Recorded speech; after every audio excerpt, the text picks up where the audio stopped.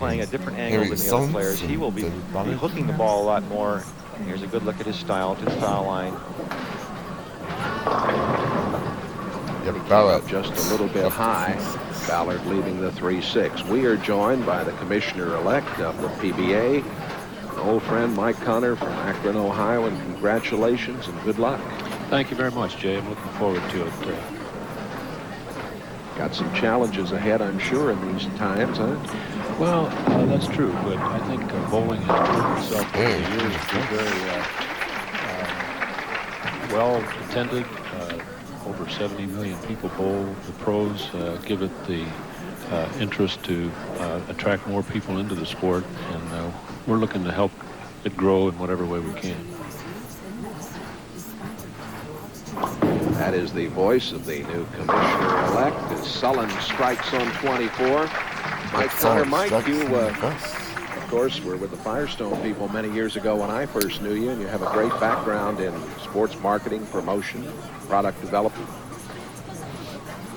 And the product of the PBA, of course, putting these great professional stars to the forefront of the public has grown very much under Joe Antonora and since the days when Eddie Elias got started, and we'll be starting a new era with you in January. I guess that's right.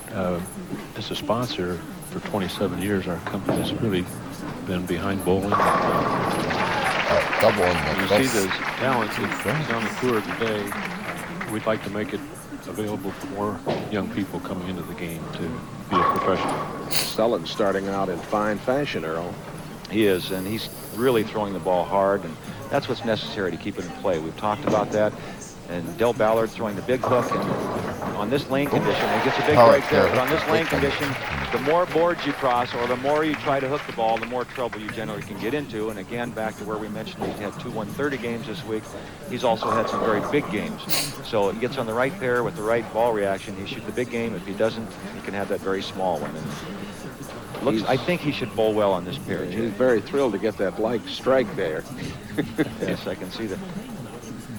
You see, he defeated Sullins 215 to 204 in the match play this week. Coming up a little short. And a very dejected Del Ballard walking back to the foul line. He doesn't seem to get the ball reaction he's looking for. He's going to have to make some adjustments. You can see him shaking his head. The adjustments he'll make, he'll go with more ball speed and go straighter to the pocket.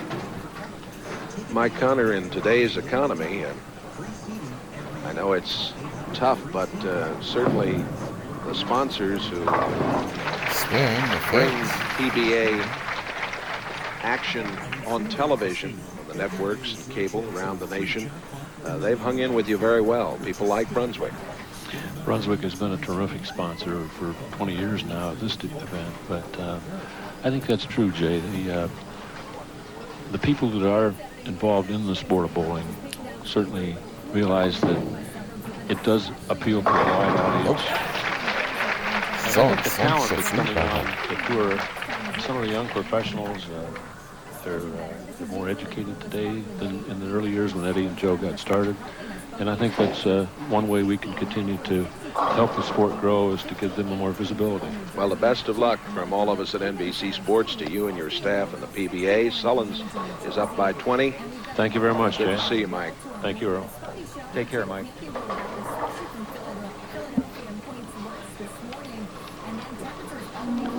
Sullins' career earnings of $364,000 plus.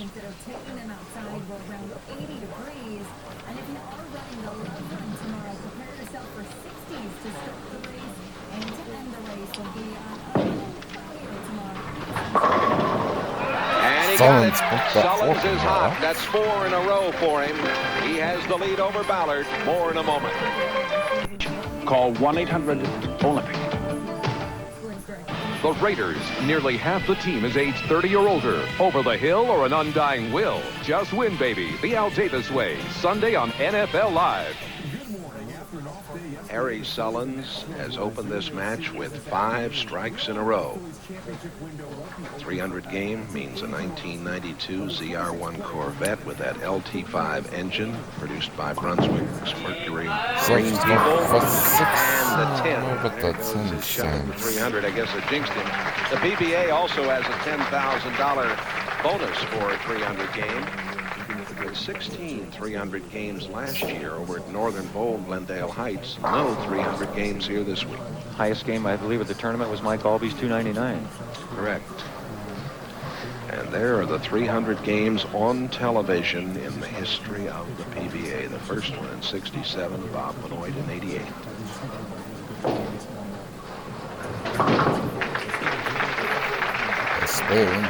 Sullins in the driver's seat, up by 29. He's been having a lot of trouble at the approach, slipping, and he's been working on his shoes. Well, these are the synthetic lanes, synthetic approaches, and what happens is you actually pick up static electricity. There's nothing dirty on the approach or anything like that. It's the static electricity will make the shoe stick. 7 pin for Ballard. We did have that bug earlier, but we got rid of him. Well, he just wanted a better seat than everybody else. That's right. Ballard in his 7th championship round appearance of the year in June. He lost his only match to Danny Weissman at the Seattle Open. Top-seeded Kessler. Together 4 consecutive strikes starting in the 4th frame to beat Mike Shady for his 8th title. Look at Del here. Here's a good look at the style of Del Ballard. And one thing all these players have in common, remember, these are the best shot makers on the tour. Look how straight that arm swing is. Keeps it right down the line he wants the ball to take. Good full extension, good balance, all necessary ingredients to be a top player.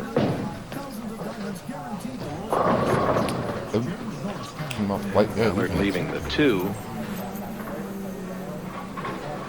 He's had a lot of trouble getting the ball to break properly. At the hook point, it seems to skid out on him. It's not making the turn he expects it to make. Del Ballard can get as much revolution on a bowling ball as anybody out here, and he's not happy with the back end he's getting.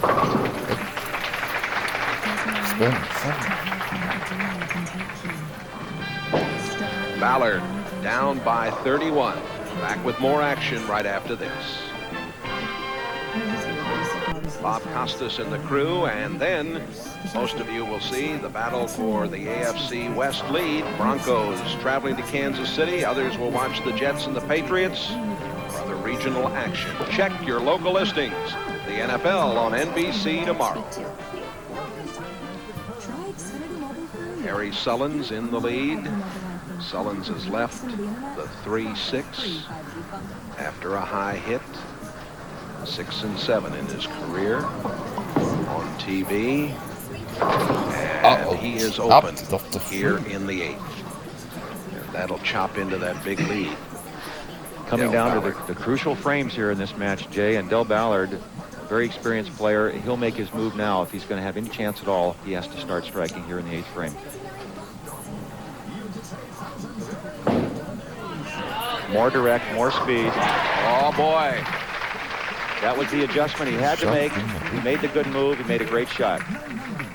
The lane he's had the most trouble on is lane 23, which he's up on next. This is the replay of that last shot. And watch how he goes more direct with the ball. In other words, straighter, more ball speed. But look at the revolution, the power he gets on the release. Ballard with that strike in the 8th. Earl's tip will be coming up a little later on, brought to you by the American Bowling Congress. Beyond the foul line, you're going to talk about league play. Ballard in the 9th on 23. Got it there. Ballard battling back. Has cut the lead to 9. And how many times have we seen it, time after time, when a player makes a mistake, the other professional will jump on that opportunity to get back in the match, and we have a dandy. 9 pins separating these two very tough players. Both have a lot of experience, Jay, in this situation. We could have an exciting finish. You could have a tie.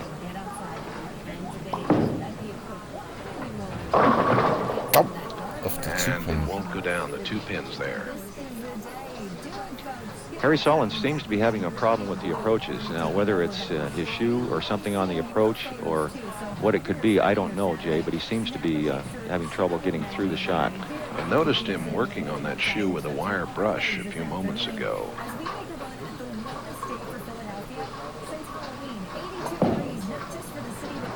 Picks up the spare here in the 9th. Well, no matter what Harry Sullins does in the 10th frame, he cannot shut out Del Ballard. Del Ballard with a possible 238. Harry Sullins, by striking out, could shoot 237. Sullins, one of the Iron Men out here. He's bowled in 173 consecutive tournaments. Sam Flanagan holds the PBA record, 235 in a row. That's amazing to me, how these players can maintain enough concentration week after week under this kind of pressure.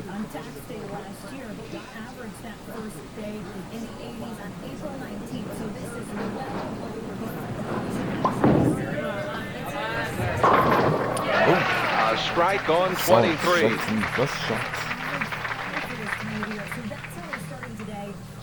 He got the important one, Jay. This one here, he must have with the pressure on Del Ballard.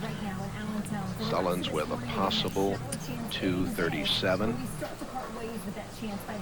Ballard, if he would go all the way, 238. And as Earl mentioned, we could have a tie.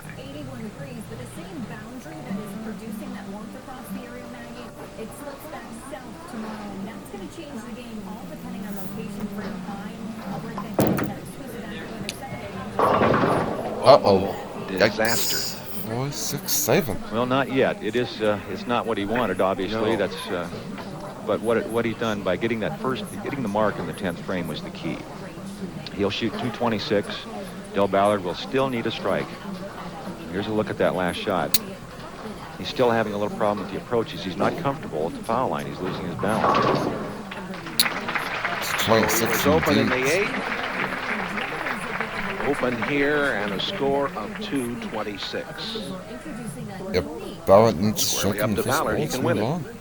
He needs a strike and 9.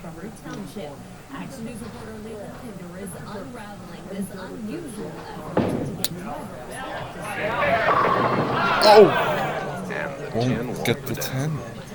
And the difference between when he struck on this lane in the 8th frame and now in the 10th, the difference, the angle of entry. The ball was a little wider going into the pocket. It came in behind the head pin slightly. A solid 10 pin. Sullins is going to be our winner. Ballard could not get that strike, and now very dejectedly, this is the spare That's a good score match, of though. 205. So Harry Hope you like Sullins and subscribe. marches on, 226 to 205 over Del Ballard.